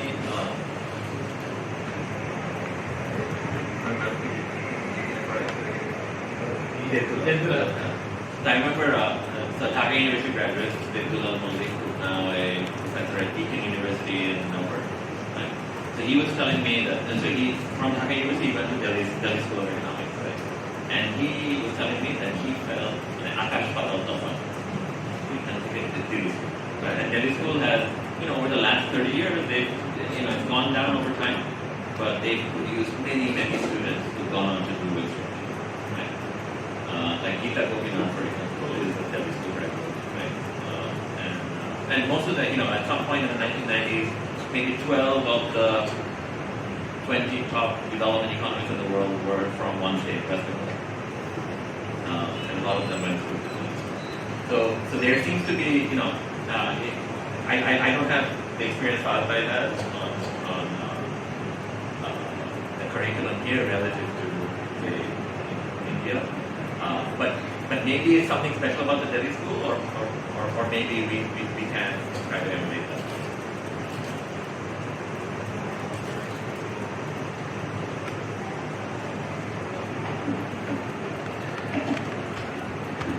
And with that, we have come to an end to the public lecture segment. Thank you so much to Professor Mobarak, Dr. Minhaj Mahmood, Dr. Otmar sir, and also Professor Khalil for their inputs. I'm sure the guidelines will turn out to be helpful for the ones who are interested in PhD in future. Okay, we're almost at the very end of our event today. Now we will be hearing from the representatives of US Embassy. Dhaka, I would like to call upon the podium Ahmed Mushfiq Student Advisor and Outreach Coordinator from Education USA, US Embassy Dhaka. And unfortunately, I have a time constraint, so if possible, quickly. Thank you. Good evening, everyone. First of all, it's an honor and privilege to share the stage with Professor Mobarak and so much esteemed academician. My father is an agri-economist, so I had the experience of hearing many stories related to the first part over the dinner. I'm not sure how much I understood, but it was a forced lecture. But now that I was hearing the project, it was fascinating. Like I was mentioned, I'm Mushfiq Hassan. I'm one of the advisors for Working for Education USA. I'm just here to tell you that if you ever plan to study Masters or Ph.D. in the United States, we are here to support you. We have two centers in Dhaka. One at the Yale Center, which is located in Dhaka, very close to your university, and another at the American Center, where I sit, is just beside the US Embassy Dhaka. You can go there. We have an e-library too. If you go to our Facebook page, Education USA Bangladesh, you find our email address. Just email with your interest of becoming a member, and we'll send you the SOP for e-library. Right? Last year, we became the we became in the top 10 to send the graduate students to United States out of so many countries, and also for overall, we became 14 in the 200 plus country students who will be in the United States, and we were one of them. It's a huge achievement, and it's because all of you, students like all of you, right? So that's it. I'm not gonna make you sit here. It's already Maghrib time, and it's been amazing hours. So thank you so much for staying back, and thank you so much for attending the session. Thank you.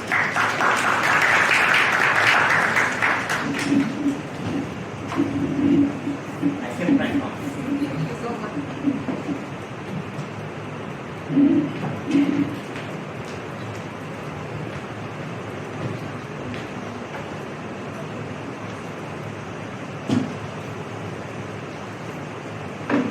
Thank you so much.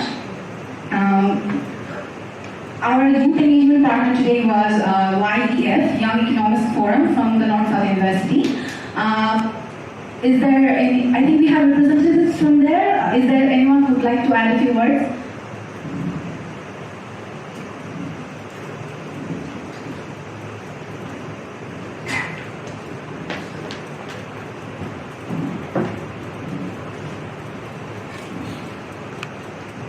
Thank you. I'm the team leader of academic affairs for Economists Forum. Well, the session was certainly very insightful. It was actually pretty helpful for all of us. Yes, because we aspire more or less to become universities, PhD programs.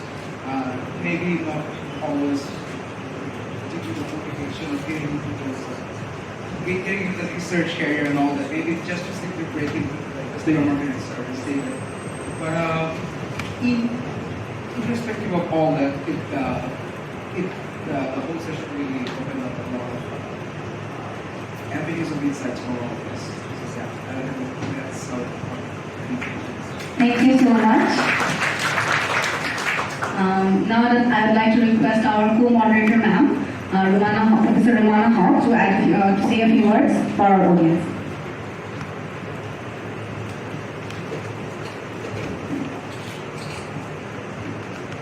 Thank you. No formal speech from my side after such excellent presentation, great discussion. I think there's no point of saying anything, but again, I would like to take the opportunity to thank Professor Dr. Ahmed Mushfiq Mobarak, Professor of Economics, Yale School of Management and Department of Economics, Yale University, and Professor Fahad Khalil, Professor of Economics, University of Washington, Seattle, and our colleagues, Dr. Minhas Bhai, Dr. Rotano, Dr. Goyanaba, Dr. Kazim Kalbhai. Many thanks for joining this session today. I'm sure that when students learn legal theories and tools in their class, they have to think that how I'm going to use these tools and theories into the real life. I think today's presentation really showed that how you can use your theories and tools in practical life and how you can generate evidence to feed those into policy and practice. So I'm sure that this has been really helpful to motivate our students to learn the theories and tools, which has immense potential to use those in real life context. And in Bangladesh, we often think that our future is only to go for admin work, but I think there are lots of other ways to use our intellect and learning that we are getting from our university. And I think being a researcher is really great, and you can contribute wherever you are for the country and globally to generate evidence, as I was saying, and to take evidence-informed policy which can change the world. So I think we should consider for higher studies being researcher and being,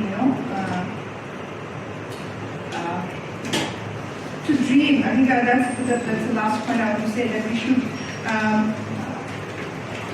dream for achieve those bigger goals, and we can do that. So a few words very briefly, that we had a randomized control trial, we had how to use demographic and health survey data. So it's not that always we have to do rigorous research using some methodologies, but even using the demographic and health survey data from a different angle can also generate evidence which can help the policymakers to take decisions. We also learned that Dr. Mushfiq is working in Nepal, but I think he tried to emphasize that what worked in Nepal doesn't work in Bangladesh. What worked in Rwanda or Maldives may not work in Bangladesh, because the population is so different. We have 170 million population, so what worked in Maldives or Rwanda may not work in Bangladesh. And also what works in Nepal may not, because this is the decentralized system where we have more centralized system. So context varies. So I think my take-home message is also that we need context-specific, sustainable, feasible, acceptable intervention, and that needs to be tested. I think one question was really relevant, that if there is negative trial, can we use that as evidence? But negative trials are also trials, and that also generates good evidence and learning that, okay, what can be scaled up, what cannot. So lots of learning, and the topic that Dr. Mushfiq presented, that seasonal poverty, credit remittance, migration, those are also very encouraging, and I learned quite a lot. So the content itself was quite rich, and also the motivation that he tried to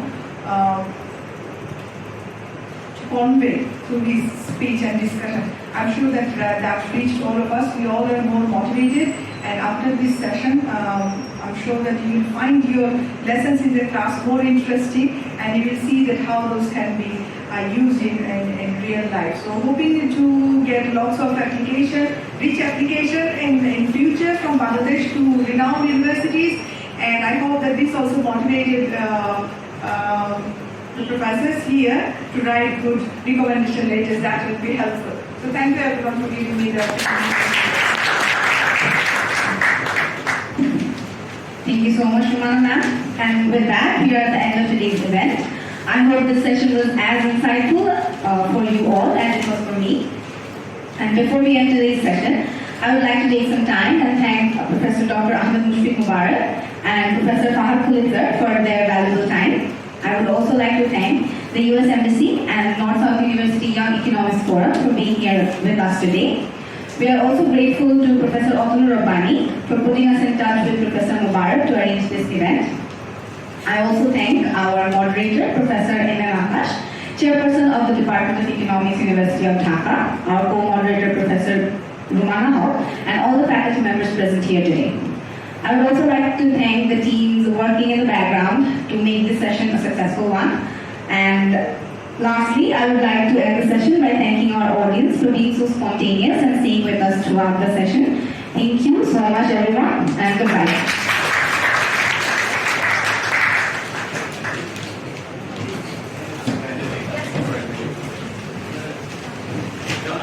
Let me just say one last thing. So first of all, thank you to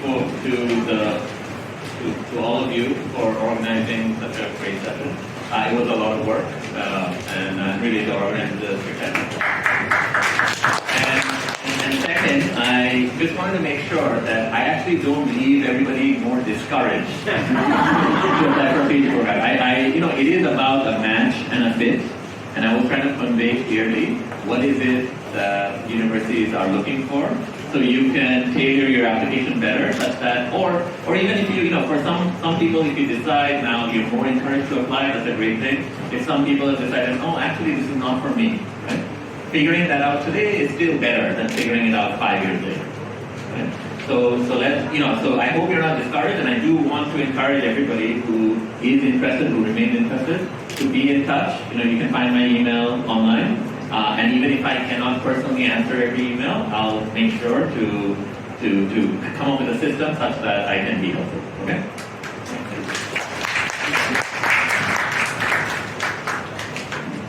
Thank you so much for attending, everyone.